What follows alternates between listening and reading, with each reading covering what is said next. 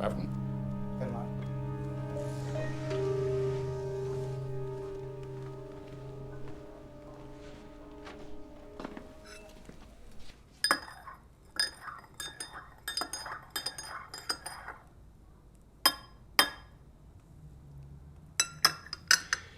Vi har stor forståelse for, at de som den første kvindelige statsminister føler dem forpligtet til at gøre noget for kvindesagen.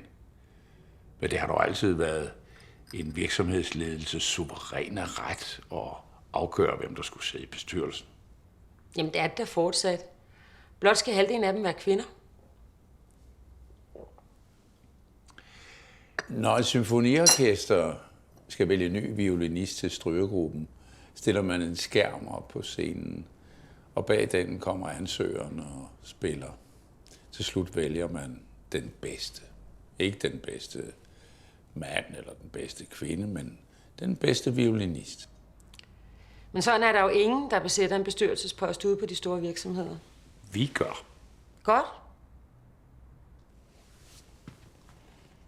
Kan de så forklare mig, hvordan det kan være, at antallet af kvindelige ledere på erhvervslivets øverste poster ikke har forandret sig nævneværdigt i de sidste 10 år? Og det på trods af, at kvinderne har overhalet mændene på de videregående uddannelser, og der er flere og flere kompetente kvinder at vælge imellem. Alt kommer til dem, der kan vente. Hvor længe vil de synes ville være passende?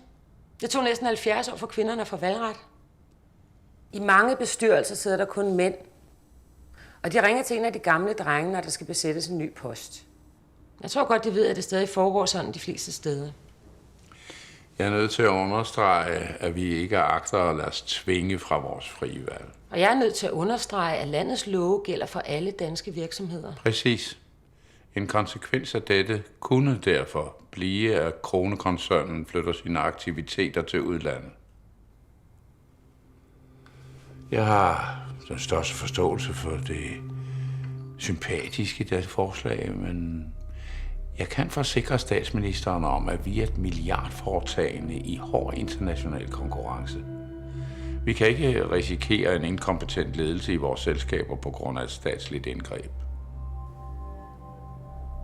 Skal jeg opfatte det som en trussel? Ingenlunde. De lever af at have holdninger. Vi andre skal bare leve med konsekvenserne af dem, og må derfor træffe vores forholdsregler. Det kan de jo lige overveje.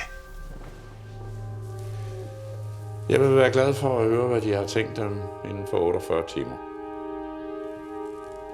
Jeg kender vejen.